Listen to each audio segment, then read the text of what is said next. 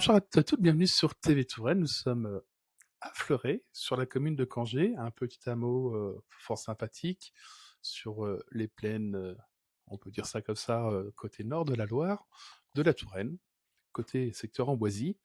Pouvez-vous vous présenter, nous présenter votre atelier et votre activité qui est un peu hors du commun et particulière? Bonjour, merci pour votre compliment. Bah, écoutez, je m'appelle Fabienne et je fais de la sellerie-bourrellerie depuis une quinzaine d'années. Donc, je suis spécialisée dans la monte sans mort pour les chevaux. Donc, c'est une façon différente de monter. Et je suis beaucoup contactée pour faire des side pulls, en fait, sur mesure. Je travaille uniquement sur mesure et à la commande. Pour nos amis viewers, qu'est-ce que c'est un side pull? En fait, donc, c'est un bridon sans mort. Et au niveau de l'action des mains du cavalier, elles se font sur le chanfrein du cheval, donc sur son nez, sur son museau, et ainsi que sur les joues en fait, avec le triangle qui permet en fait, lorsqu'on ouvre sa rêne ou qu'on fait des rênes d'appui, d'avoir l'appui sur une grande partie de la joue du cheval.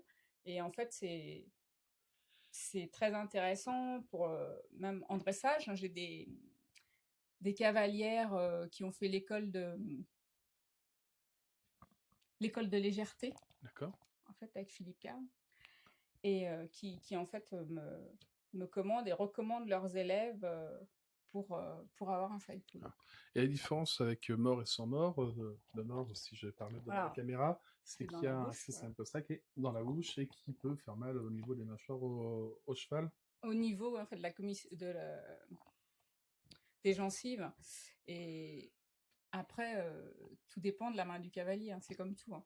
On peut être, euh, on peut être très, très dur avec un side pull et très doux avec un mort, mais c'est vraiment, voilà, c'est l'équitation de chacun et l'envie de chacun d'avoir une relation différente avec son cheval. Qui est possiblement une relation beaucoup plus douce et peut-être Bah, plus dans la plus à confiance. l'écoute, voilà, et surtout dans la confiance, parce que c'est très psychologique en fait de se dire oh là là, j'enlève le mort et je vais plus rien avoir pour arrêter mon cheval. Mais en fait, c'est une révélation souvent, hein. C'est vraiment Ça permet peut-être le côté fusionnel entre oui, l'humain et le cheval, qui est aussi tout à fait, ouais. une entité vivante et qui a des sentiments. Si on oublie de le dire, certaines personnes, je pense que c'est juste une bête inutile et compagnie, le temps que c'est vraiment un tout, et il ressent aussi les sentiments, les sensations qu'on peut lui transmettre. Ah oui, oui, c'est le moindre tension chez nous est ressenti tout de suite sur le cheval, hein, quand on est soit à côté, dessus ou même à quelques mètres, il sent tout de suite nos émotions, quoi. Alors, pour fabriquer ce type de pièce-là, il te faut à peu près combien de temps? Entre 10 et 15 heures, parce que tout est cousu à la main en fait, au poincellier. D'accord. Vraiment à l'ancienne, Voilà, qu'on va pouvoir voir dans quelques minutes. il y a d'abord bien sûr la découpe du cuir. Enfin, même premièrement, comme c'est sur mesure, je fais des gabarits sur papier. Ensuite, je calque, je reproduis. Parce que comme je suis d'une école, j'ai beaucoup fait de dessins techniques dans l'architecture, donc j'ai gardé la méthode du calque. Voilà. Pareil pour couper, moi je découpe avec un cutter, hein, pas avec un, Voilà. parce que j'ai fait beaucoup de maquettes, donc c'est mon outil indispensable. J'arrive pas à couper avec le couteau à pied de sellier. Et donc on découpe. Ensuite on abacar, c'est-à-dire on fait un léger biseau sur le cuir, Sur hein, le cuir. voilà. Ensuite, bah, faut teinter. Ah, enfin, d'abord, il faut passer le fer à filer pour chauffer la tranche du cuir Pour le pour que renforcer. ça resserre les fibres du cuir. Un peu Ensuite, cauterisé comme une plaie oui, chez on peut l'humain, dire on ça, peut dire ouais. ça comme ça. Ensuite, donc, on teinte la tranche. Ensuite, on l'astique à la main pour qu'elle soit lisse et douce. D'accord. Et ensuite seulement, on peut commencer à coudre. Voilà. D'accord. Et donc vous travaillez principalement sur mesure, c'est-à-dire que vous allez voir le cheval, Alors, le... quand il est tout prêt, peut-être, mais souvent, en fait, comme bah, par exemple celui-ci part en Bretagne, Et là, donc, ça part en Allemagne. Les gens m'envoient des photos, je leur envoie le cahier des charges des mesures à D'accord. prendre. Ils m'envoient les mesures. On discute soit par mail, soit par téléphone des couleurs qu'ils souhaitent, des boucleries, des finitions, toutes les formes. Vous voyez, ça, c'est pas une mesure normale, elle est plus large au centre. Et les boucles, c'est pareil, c'est des boucles spécifiques. Tout ça, ça fait partie en fait, ils ont une pièce presque unique après, quoi. C'est c'est Voilà. ce que j'allais vous dire, c'est Unique et que pour leur cheval voilà, à eux, voilà. vraiment une pièce spécifique pour eux, avec leur cahier des charges adapté, bien entendu, des contraintes Mm. techniques de cet objet à l'origine. Voilà. Vous utilisez du cuir, vous fournissez comment en cuir? C'est facile, c'est compliqué? Parce que malheureusement, il y a des grands noms qui étaient sur le territoire qui ont Oui, disparu, que les oui. entreprises ont fermé. Et il y a aussi quand même beaucoup de tanneries qui ont été rachetées par les grandes maisons de luxe, donc c'est très difficile d'avoir du cuir chez eux. Mais pour ce qui est braiderie équestre, je me fournis en France et en Belgique. Et puis pour la pocerie, donc chez des grossistes en fait en France, qui eux ont soit des invendus de tannerie par exemple j'ai du cuir Chanel, je ne devrais pas le dire, j'ai des cuirs, des peaux Chanel, euh, et donc ils se fournissent en France et en Italie, voilà, principalement. D'accord. Et tout le reste, c'est vraiment du circuit court et du travail court, on va dire, fait à Canger, Oui, tout à fait. par vos petites mains, Voilà, on va dire en quelques heures. quelques heures. Et par exemple, pour une ceinture, c'est pareil, il me faut 3 heures, quoi. 3 heures. Donc on revient sur le même système de travail qu'on a pu voir tout à l'heure. Vous découpez votre cuir au Mhm. gabarit que vous avez besoin. Vous, alors, je vais dire cauteriser.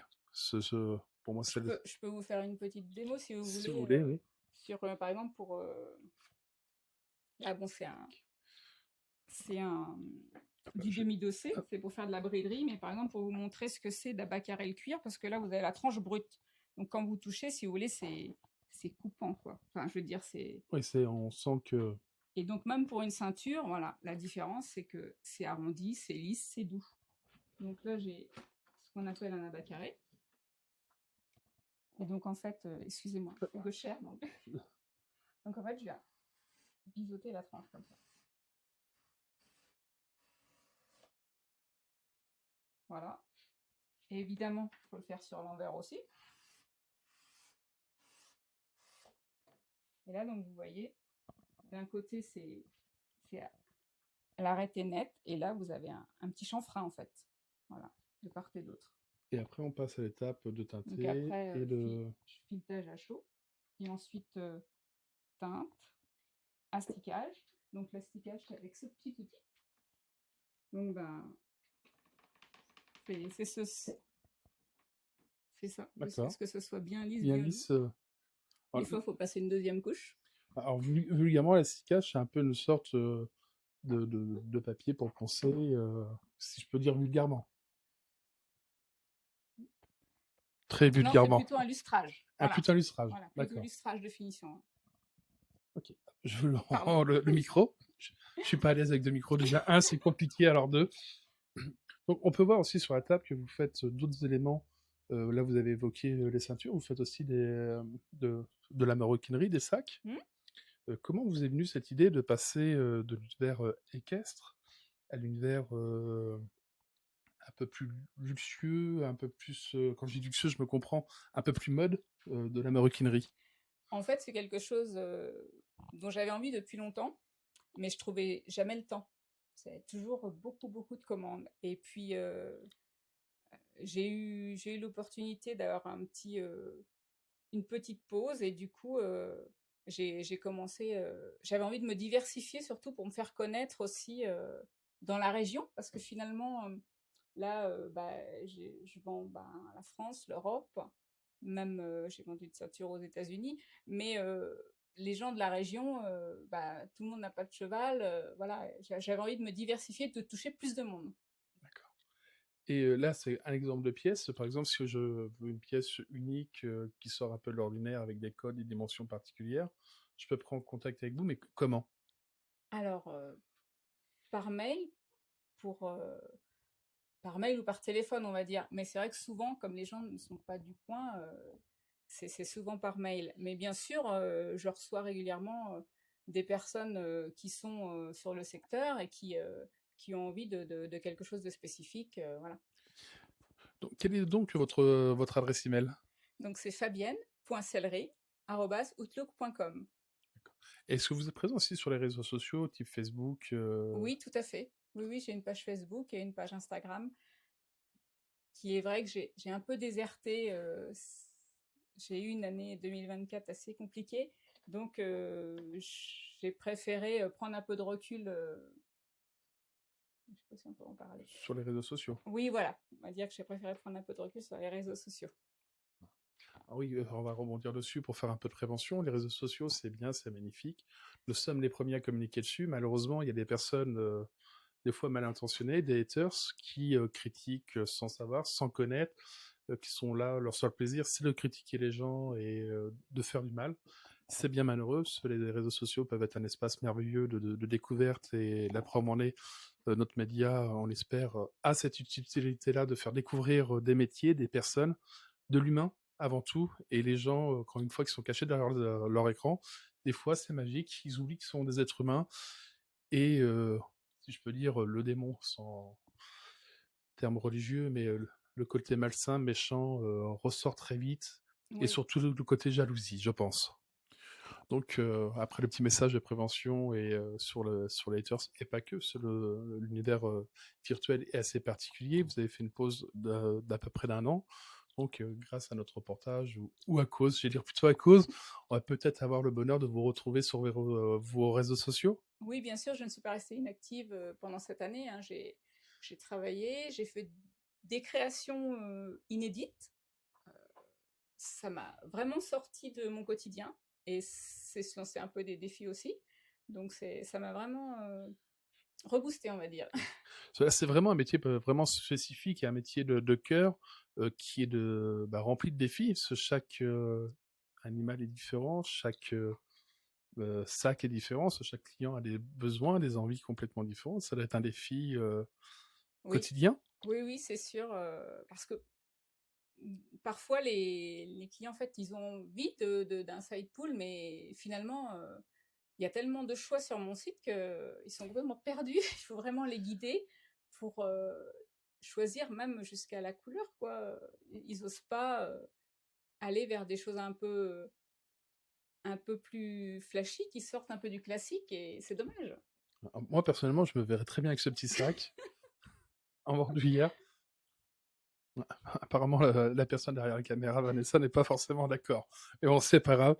Tu préfères peut-être le bleu. Je pense que le bleu pourrait peut-être plaire à notre amie Stéphanie, notre secrétaire d'association, que je remercie d'ailleurs, tous mes bénévoles qui travaillent autour de l'association NTP Prod pour leur travail fourni. On voit qu'une partie des personnes qui sont dans la lumière, mais en réalité, c'est un travail phénoménal qui est fait dans l'ombre aussi. Merci de m'avoir permis de Pas de pouvoir souci. remercier ces personnes-là qui travaillent énormément. Donc, est-ce que tu peux nous faire une petite démonstration de ce travail fait main avec amour et passion? Bien sûr, je Hop. baisse le micro.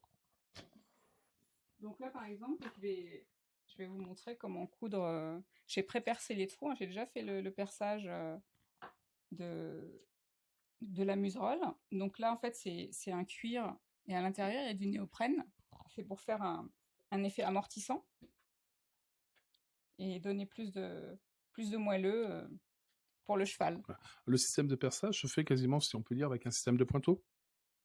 Ou Oui, c'est avec une haleine, en fait. Elles sont là-bas. Donc D'accord. mon coin perçage est là. Donc là, bah, je vais m'asseoir.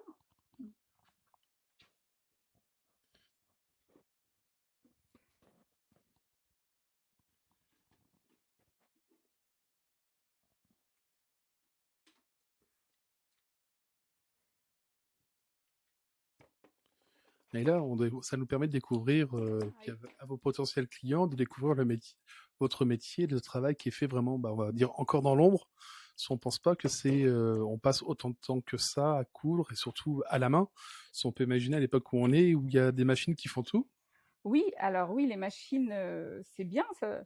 je travaille aussi avec des machines, hein. J'ai une machine manuelle et une machine, on va dire électrique. Mais pour la solidité, le point manuel est beaucoup plus... et ça tient beaucoup mieux dans le temps. En Il est tout cas, personnellement, moi, pour les chevaux, je fais, je fais aussi du point machine, mais uniquement pour les coutures décoratives, D'accord. qui Oui, ne sont pas, qui n'ont pas de boucle que vous tout, évoquez. tout ce qui est sécurité, c'est à la main. Pour vous, ça, voilà, cette partie-là à la main est beaucoup plus résistante et durable dans le temps que quelque chose de fait à la machine. Ou- Oui, oui, je dirais que oui. Même si le fil machine est très solide aussi, hein. C'est pratiquement les mêmes matières, mais c'est vrai que... Et puis il y a voilà, le charme de faire quelque chose. On prend son temps, quoi. Et c'est l'essentiel dans notre société qui court à tout va. On prend son temps, on est concentré. C'est...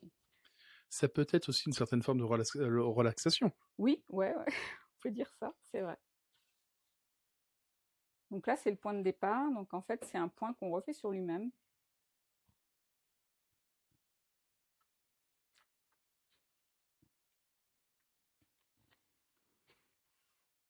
Et donc tout le long, vous avez un système de double piquage. En fait, oui, là, les fils se croisent. C'est une couture à double aiguille et du coup, les fils sont complètement croisés à l'intérieur du travail. Alors que la machine, c'est un système de... Il n'y a pas de croisement total, c'est un système de croche comme ça. D'accord. Oui, ça, ce qui fait une D'où énorme la différence. durabilité du projet, quoi, en fait. Mes premiers, ils ont 15 ans et ils n'ont pas bougé.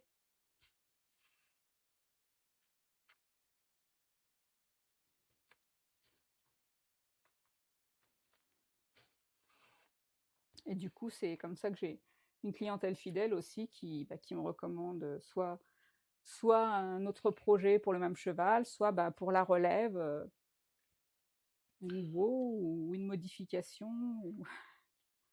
Ah, J'ai des collectionneuses aussi, ouais, qui sont à ce leur 4e ou 5e. ce qu'il faut dire, c'est le travail artisanal a toujours un certain coût beaucoup plus élevé que le travail entre guillemets industriel, semi-industriel. Par contre, comme vous l'évoquez, il y a certaines choses qui permettent d'avoir une durabilité beaucoup plus longue et aussi avoir un produit beaucoup plus personnalisé. Oui, voilà, c'est toute la différence avec l'industriel. C'est sûr que là, c'est personnalisable à l'infini, quoi. Dans mes capacités techniques, bien sûr, parce que je ne sais pas tout faire non plus. Alors, on va parler un tout petit peu de vos capacités techniques le temps que vous êtes en train de terminer cette pièce. Comment avez-vous appris ce métier? En fait, j'ai appris toute seule. J'ai j'ai une amie qui avait fait l'accompagnateur tourisme équestre et qui a fait une initiation à la sellerie-bourrellerie. Et du coup, elle m'a montré, ça m'a plu. Et j'ai fait une petite initiation sur un salon du cheval, sur un stand de tourisme équestre de la Mayenne. Je les remercie d'ailleurs, c'était vraiment sympa. On avait fait un petit porte-couteau, un petit étui à couteau et cousu main, et ça m'a vraiment plu. J'ai toujours été manuelle, hein. Petite, je faisais les vêtements de mes poupées en tricot. Et vraiment, j'ai aimé ça. Et puis, je vais à la rencontre des gens. J'ai des clientes qui me confient beaucoup de choses. Euh, Alors que dans ma formation initiale, qui est l'architecture d'intérieur, je faisais beaucoup de dessins techniques, hein, que ce soit manuel ou sur ordinateur, et j'étais toujours derrière le bureau. C'est pas que je faisais, je veux pas dire que je faisais rien de mes 10 doigts, mais c'est pas du tout la même chose. Là, on touche de la matière, on- c'est vivant, quoi. C'est C'est ce vivant. que j'allais dire, c'est beaucoup plus vivant qu'un travail, on va dire, administratif ou derrière un bureau. Vous partagez et vous produisez des produits vraiment spécifiques pour vos clients et vous touchez de la matière et vous la manipulez, vous la magnifiez, si je peux me permettre, avec vos techniques. Oui, voilà, tout à fait. Et je suis pas, enfin, je suis autodidacte, donc j'ai pas les techniques qu'on apprend à l'école, qui sont certainement beaucoup plus efficaces que les miennes, plus rapides, plus. Mais voilà, j'ai trouvé un équilibre et Bah, je suis bien comme ça. vous avez su adapter vos techniques à vos savoir-faire, à vos compétences, les améliorer, comme vous avez évoqué tout à l'heure, où vous utilisez des outils que vous maîtrisez Voilà. pour pouvoir arriver à vos fins, un peu comme une personne qui est lisse, qui adapte sans cesse les différentes méthodes pour pouvoir arriver au même résultat que tout le monde. Mmh.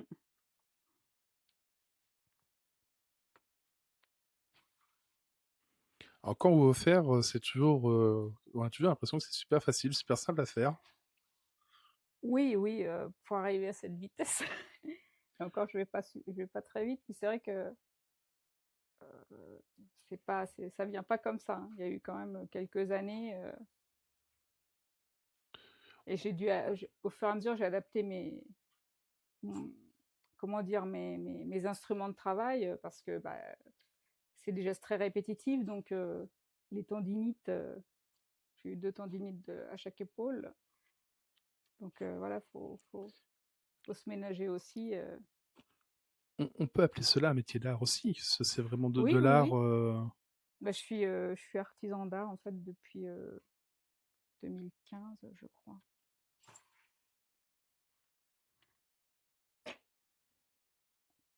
Donc là, je vais arrêter la couture. Donc je ragrandis mes trous pour pouvoir repasser le fil. Généralement, on arrête la couture sur 3 points. J'imagine qu'il y a eu quelques soirées avec quelques piqûres d'aiguilles à rallonge. Ah ouais, c'est clair. Même ça m'arrive encore, hein, des fois, hein. Et une petite anecdote autour de petites maladresses. Franchement, non, pas vraiment. C'est vraiment se rentrer l'aiguille dans la main, malgré qu'elles ont le bout rond quand même, hein. C'est pas si pointu que ça, hein. Et c'est pas comme ça, mais quand on est très concentré et que ça va partir, Comparé à une aiguille à coudre, ça n'a rien à voir. Ah non, ça n'a rien à voir. Là, tu viens de nous montrer une petite partie du temps de couture. Après l'étape de couture, quelles sont les dernières étapes?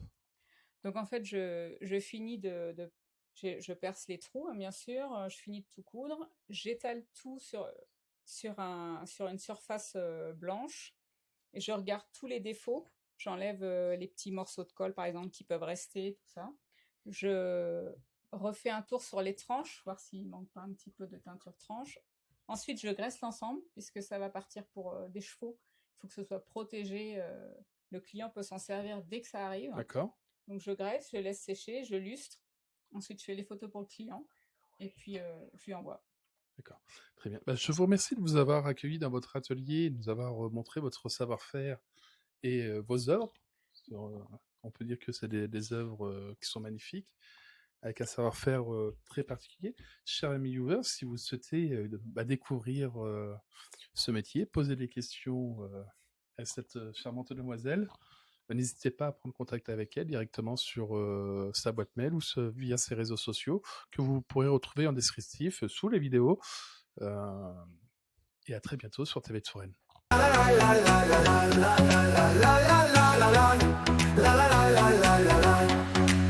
Dans les rues de Touraine, ça s'active. Des créateurs au cœur plein de vif. Chacun son art, chacun sa voix. Le talent local, ça se voit. Artisans de talent, commerce de génie.